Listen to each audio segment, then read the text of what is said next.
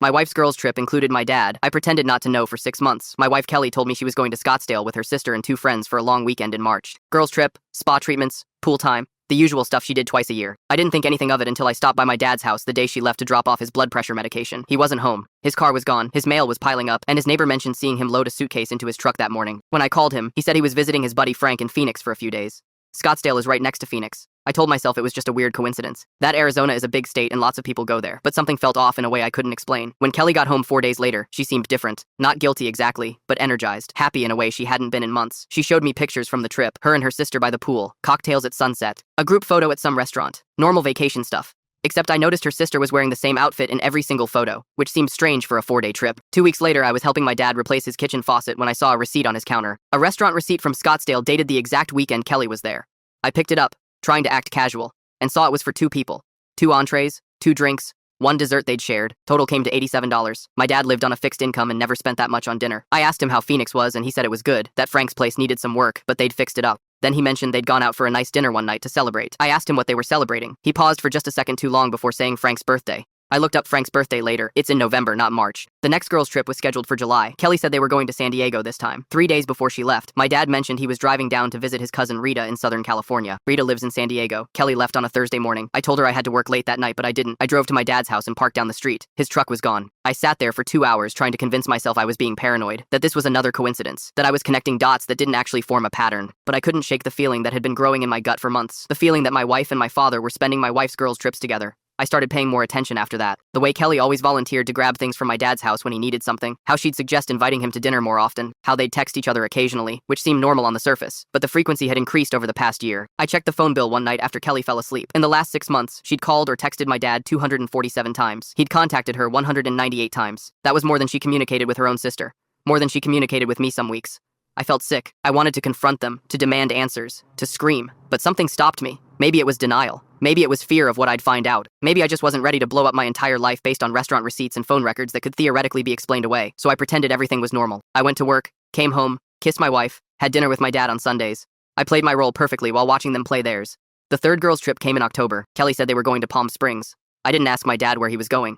I already knew. Instead, I did something I'd been planning for weeks. I told Kelly I had a work conference in Denver that same weekend. Booked a hotel room under my company's name to make it look real. Showed her the confirmation email. She barely glanced at it before going back to packing her suitcase. That Thursday, I drove to Palm Springs instead of Denver. Checked into a hotel 3 blocks from the resort where Kelly said she was staying. I didn't have a plan exactly. I just needed to see. I spent Friday walking around the resort area, wearing sunglasses and a baseball cap like some kind of amateur detective. And then I saw them. My wife and my father, sitting together at a poolside bar. She was wearing a blue sundress I'd never seen before. He had his hand on her back. They were laughing about something. Completely comfortable, completely natural, like they'd done this 100 times before. I stood there, frozen behind a palm tree, watching my wife lean in to whisper something in my father's ear, watching him smile in response, watching them exist in this secret world they'd built while I played the fool at home. But what I saw next, I can't move. My feet feel cemented to the ground behind this palm tree as Kelly's hand slides up my father's arm. They're in their own bubble, completely unaware of my existence just 30 feet away. When she leans in to kiss him, it's not a peck on the cheek or anything that could be explained away. It's deep, passionate, intimate, the kind of kiss that tells a story of familiarity and desire. My stomach lurches, but my hand moves automatically to my pocket, pulling out my phone. I need evidence, something concrete that can't be denied or explained away with clever excuses. My fingers are shaking so badly I almost dropped the phone, but I managed to open the camera and zoom in. Click, click, click. I take several shots in rapid succession, capturing the moment my life officially falls apart. They stand up, his arm around her waist in that possessive way that speaks of established couples. I follow at a distance, moving from palm tree to planter to poolside cabana, feeling like I'm having an out-of-body experience. This can't be real. This can't be happening. But it is. They walk through the resort to the restaurant, talking and laughing. I hear Kelly's laugh, that full-throated sound I used to think was reserved for me. I slip into the restaurant a few minutes after them and request a table in the far corner with a view of where they're sitting. The hostess gives me a strange look when I insist on that specific table, but I don't care how I appear to strangers right now. For 2 hours, I watch them have dinner. I order food I don't eat and a whiskey I barely touch. I document everything. The way they hold hands across the table, how my dad feeds her a bite of his dessert, the intimate way they lean toward each other, creating their own private universe in a crowded restaurant. I take more photos, careful to keep my flash off. When they finally leave, I pay my bill and follow them back to their room. Not my wife's room with her sister and friends. Their room. Together. I stand in the hallway, staring at their door long after it closes, wondering what my next move should be. Part of me wants to pound on the door, to scream, to make a scene. But another part, the part that's kept me silent for 6 months, holds me back. I stumble back to my hotel room in a daze. As soon as the door closes behind me, I run to the bathroom and vomit until there's nothing left. My throat burns, my eyes water, my whole body shakes uncontrollably. I slide down against the bathroom wall and sit on the cold tile floor, trying to process what I've witnessed. My wife and my father, the two people I trusted most in the world. I pull out my phone and call Mark, my best friend since college. It's almost midnight, but he answers on the third ring. Hey, what's up? His voice is groggy with sleep. I need to talk, I say, my voice cracking. It's bad, Mark. It's really bad. What happened? Are you okay? He sounds alert now, concerned. I tell him everything, the suspicious trips, the phone records, following them to Palm Springs, what I saw tonight. He listens without interrupting, and I can picture him sitting up in bed, running his hand through his hair the way he does when he's processing something difficult. Jesus Christ, he finally says when I finish. Are you absolutely sure? I have pictures, I say flatly. I watch them kiss. I watch them go back to their room together. There's no other explanation. What are you going to do? I don't know. Part of me wants to confront them right now, kick down their door and... Don't. Mark cuts me off. Not yet, not when you're this raw. You need more evidence, something so concrete they can't twist it around, and you need to talk to a lawyer before you do anything. A lawyer? The word makes it all suddenly feel very real. Yes, a lawyer. Document everything. Times, dates, locations. Get your finances in order. California is a no-fault state, but infidelity can impact other aspects of divorce proceedings. Divorce. Another word that makes my stomach clench. I'll call you tomorrow, Mark says. Try to get some sleep. Don't do anything tonight. After we hang up, I open my laptop and start researching California divorce laws. I create a document and meticulously record every suspicious date, every unexplained absence, every time Kelly and my dad were supposedly in different places but were likely together. I review the photos I took tonight, each one a knife to my chest. I take 2 sleeping pills around 3 a.m., but they don't help. Every time I close my eyes, I see them together, laughing, touching, kissing. I imagine what they might be doing in their room right now, and another wave of nausea hits me. As dawn breaks, I watch the sun rise through the window of my hotel room. I haven't slept at all, but I've made a decision. I won't confront them yet. I'll keep watching, keep documenting, keep playing the fool while building my case, and when I finally do confront them, they won't be able to deny a single thing. I shower, check out of my hotel, and drive to a coffee shop near their resort. I park where I can see the entrance and wait. Today is just the beginning of my surveillance. The real investigation starts now. The next morning, I wake up before my alarm. My eyes feel gritty from lack of sleep, but adrenaline keeps me moving. I shower quickly, dress in casual clothes that won't draw attention, and head down to the hotel restaurant. I know their routine now. Kelly always wants breakfast by 9 a.m. on vacation. Sure enough, at 9:17 they walk in together. She's wearing a white sundress with her hair pulled back, laughing at something my father just said. I slide lower in my booth, hiding behind a menu while they're seated across the restaurant. The hostess places them by a window with a view of the pool. Perfect. I can see them clearly while remaining mostly hidden behind a large potted plant. I order coffee, I don't drink, and toast, I don't eat, watching them through the fronds. They hold hands across the table, casual and comfortable like a long-established couple. My stomach churns as I take more photos with my phone. At one point, Dad leans in close, his voice dropping to what I imagine is a whisper, and Kelly's face turns serious. I strain to hear, but can only catch fragments. After Christmas, my father says. Kelly nods, looking worried. But what if he suspects? He doesn't. Dad responds confidently. Trust me, I know my son. The words hit me like a physical blow. I know my son. He knows nothing about me anymore. Not a single goddamn thing. I can't keep living this double life, Kelly says, loud enough that I catch it clearly. It's killing me. My father squeezes her hand. Just a few more weeks. We'll tell him together. Tell me what? That they're in love? That they've been betraying me for how long? Months? Years? I fight the urge to walk over and flip their table, to scream and cause a scene. Instead, I take a deep breath and snap another photo of their interlaced fingers. Monday morning, I'm back at work, pretending nothing has changed. Kelly came home Sunday night with souvenirs, a tacky Palm Springs magnet for our fridge, and a t-shirt for me that says, "Someone who loves me went to Palm Springs and all I got was this lousy shirt." The irony makes I want to vomit. How was Denver? She asks over dinner, not really listening for my answer. Fine. Boring conference stuff. I push food around my plate. How was Palm Springs? So fun. Her eyes light up with genuine excitement. The resort was gorgeous. We got massages and laid by the pool all day. She launches into details about restaurants and shopping, constructing her lie with impressive skill. I nod and smile in all the right places while mentally cataloging every falsehood, every we that actually means your father and I. On Thursday, Kelly mentions casually, "Oh, your dad called. He needs help moving some furniture on Saturday. I told him you'd stop by around noon." My fork freezes halfway to my mouth. "He called you? Why didn't he call me directly?" She shrugs, not meeting my eyes. "You were in the shower. I had my phone on me." That night, after Kelly falls asleep, I carefully pick up her phone from the nightstand. I've been researching tracking apps for days, and I've settled on one that runs silently in the background. It takes me 7 agonizing minutes to install it while she sleeps just feet away. My hands shake the entire time, but I manage to get it working and delete any evidence of the installation from her screen. The app gives me her real-time location and records her movements throughout the day.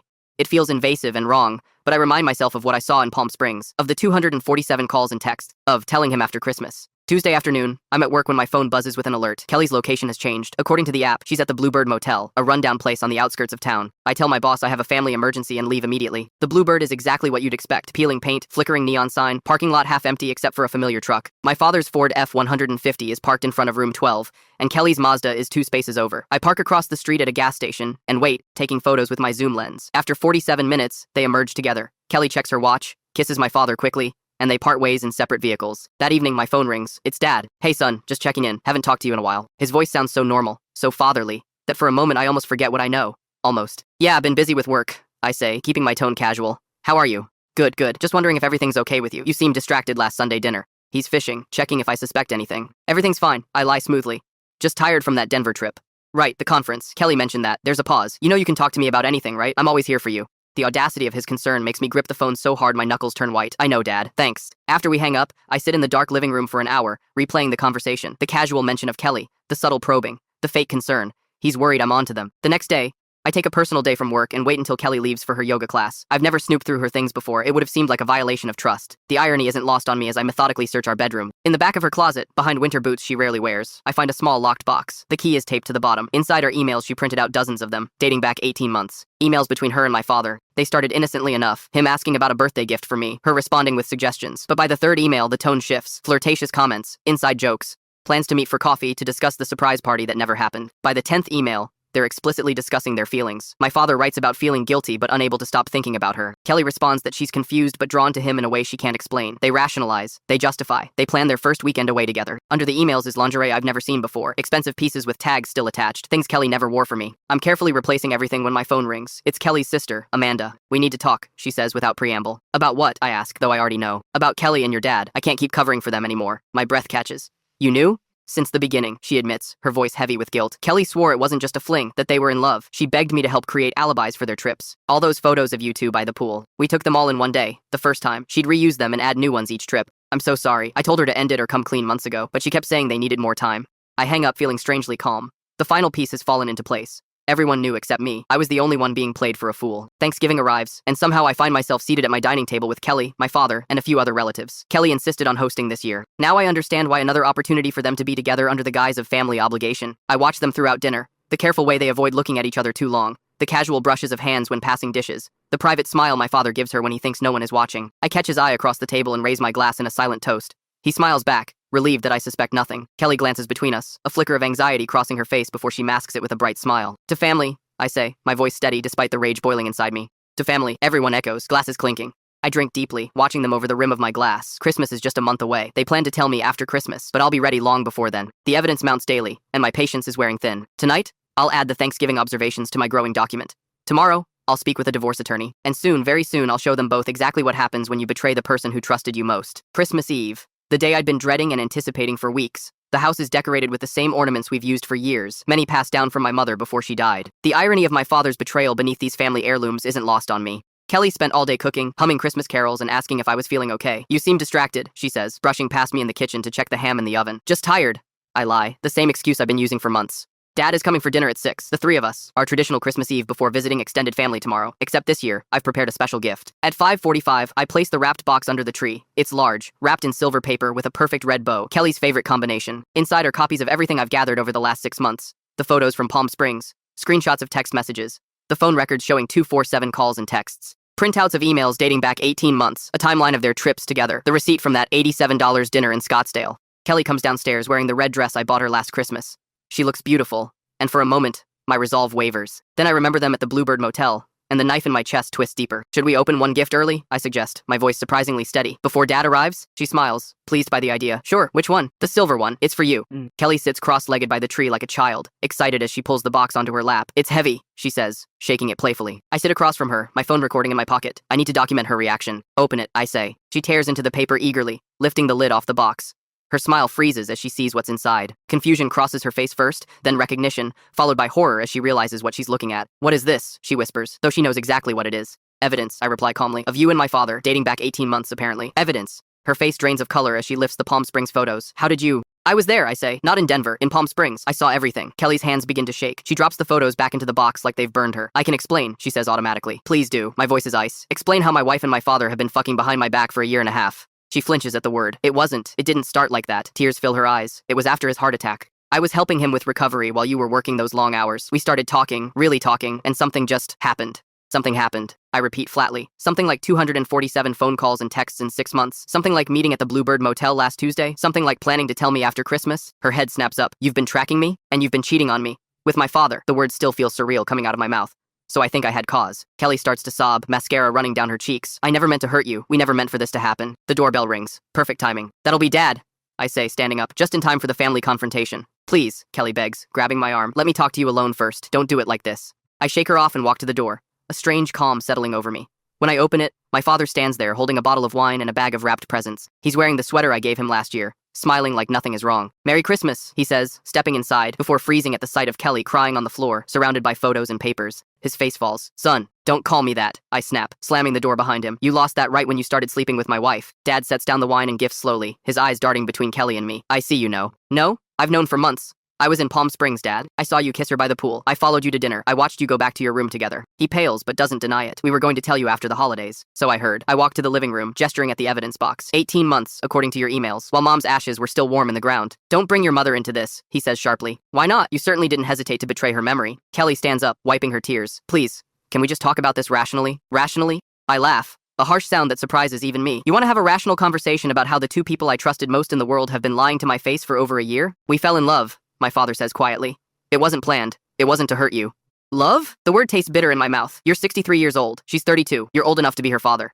Age doesn't matter, Kelly interjects. What we have is real. What you have is disgusting, I spit back. My father and my wife. Did you laugh about me behind my back? Did you enjoy making a fool of me? It wasn't like that, Dad insists, stepping closer. What happened between us was unexpected but genuine. It's not just physical. Not just physical.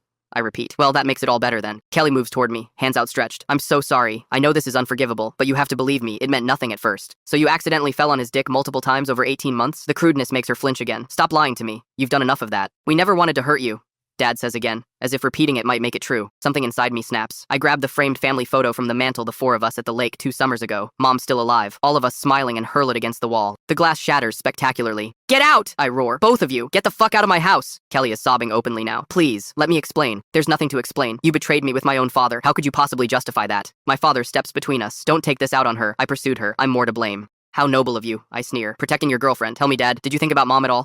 Did you think about how she'd feel knowing you were screwing my wife before she was even cold in her grave? He flinches as if I've struck him. Your mother would have wanted me to be happy. Not like this. She wouldn't. I point to the door. Leave, now, both of you. Kelly gathers her coat with trembling hands. What about my things? Come back tomorrow when I'm not here. I'll leave the door unlocked from noon to 3. Anything you haven't taken by then goes in the trash. She nods, defeated, and moves toward the door.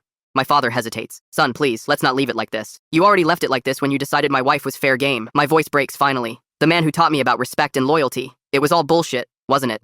He has no answer for that. They leave together, of course. I lock the door behind them and slide down against it, finally allowing the tears to come. The house feels enormous and empty around me, decorated for a Christmas that will never happen. The next day, I leave at 11:30 as promised. When I return at 3:15, half of Kelly's clothes are gone, along with her personal items and a few small pieces of furniture we bought together. She's left her wedding ring on the kitchen counter with a handwritten note I don't bother to read before throwing it away. 2 days later, Mark calls me. Your dad's in the hospital, he says without preamble. Pill overdose. They pumped his stomach, but he's still unconscious. I feel nothing. Is that supposed to be my problem? Jesus, man. He tried to kill himself. Maybe he finally developed a conscience, I say coldly, though something twists in my stomach. Kelly's there with him. She called me because she didn't think you'd answer her calls.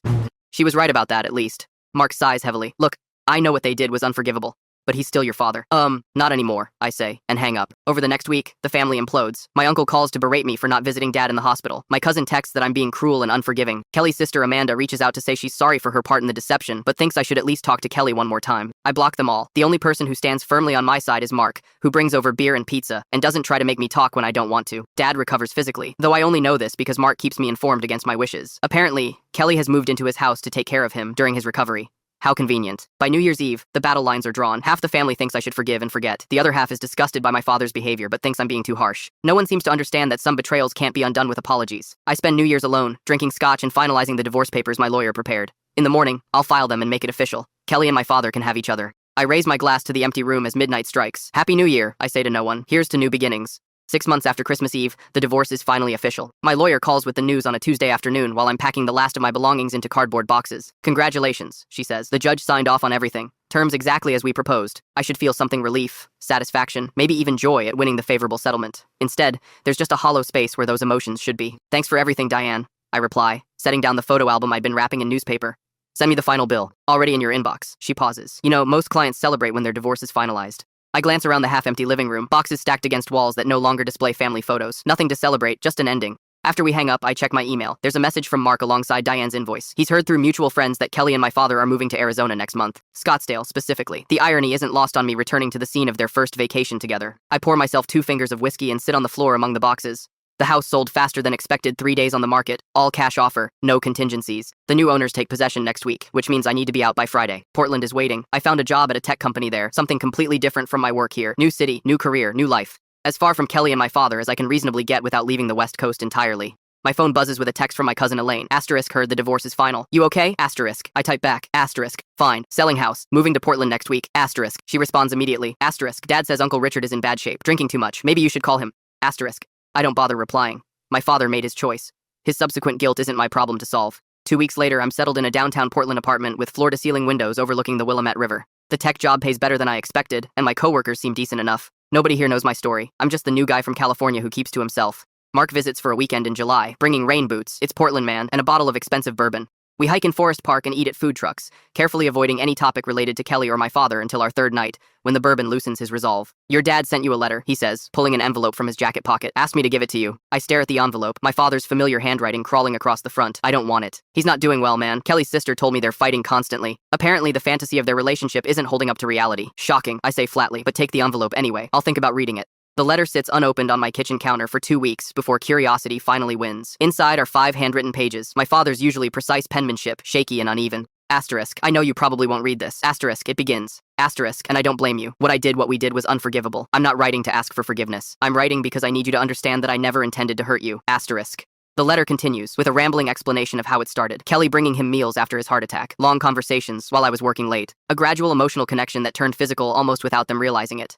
He claims they tried to end it multiple times, but kept gravitating back to each other. Asterisk, I won't insult you by saying I'm sorry. Asterisk, he writes near the end. Asterisk, sorry doesn't begin to cover what we did. I'm not asking you to understand or forgive. I just want you to know that despite everything, you're still my son, and I still love you. The worst mistake of my life cost me the person I value most. Asterisk. I fold the letter and place it back in the envelope, unsure what to feel. There's no satisfaction in his suffering, no vindication in their relationship troubles, just a dull ache where my family used to be. My therapist, yes, I finally started therapy, says this is progress.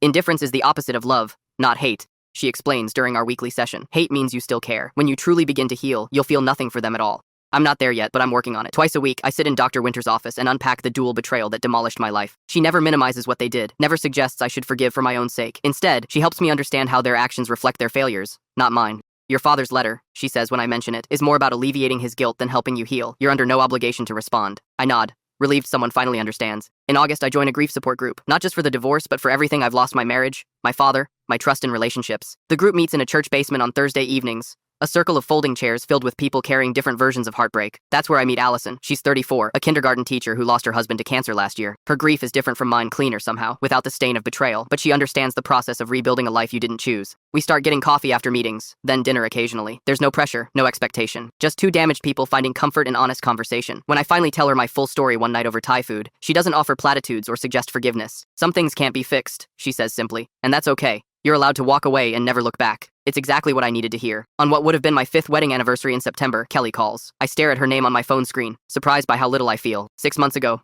her call would have triggered rage or pain. Now it's just an interruption to my day. I answer out of curiosity more than anything else. Hey, she says, her voice smaller than I remember. I know I'm probably the last person you want to hear from, but I couldn't let today pass without saying something. What do you want, Kelly? My tone isn't angry, just tired. To say I'm sorry. Again, for everything. She pauses. We're not together anymore. Your dad and I. It ended badly.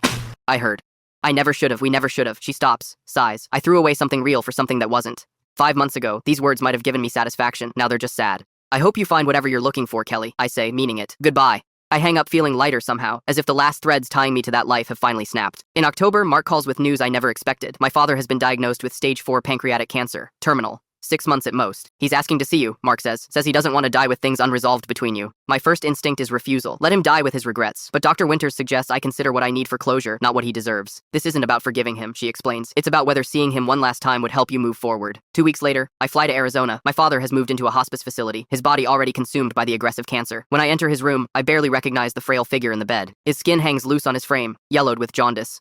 His once strong hands tremble on the blanket. His eyes light up when he sees me, then immediately fill with tears. You came, he whispers, voice raspy. I sit in the chair beside his bed, maintaining distance. Mark said you wanted to see me. Thank you. He reaches for my hand, but I don't take it. He nods, accepting this boundary. I don't deserve your time. I know that. Why did you want me to come? I ask directly. To tell you in person that I know what I destroyed. His eyes hold mine. Your mother would have hated me for what I did to you. She loved you more than anything. The mention of my mother brings unexpected tears to my eyes. Yes, she would have. I have no excuses, he continues. Only regret that will follow me into whatever comes next. We sit in silence for a long time. There are no magic words to repair what's broken between us. No deathbed reconciliation that can erase the past. But sitting here, watching the man who raised me prepare to die, I find I can feel compassion without forgiveness. I won't be coming back, I tell him finally, but I'm glad I came today. He nods, tears streaming down his hollow cheeks. That's more than I deserve. I stand to leave, pausing at the door. Goodbye, Dad. It's the last time I see him. He dies 3 weeks later, with Mark at his bedside instead of me. I don't attend the funeral. As Christmas approaches the first since the confrontation last year, Allison suggests we create new traditions instead of trying to navigate the emotional minefield of old ones.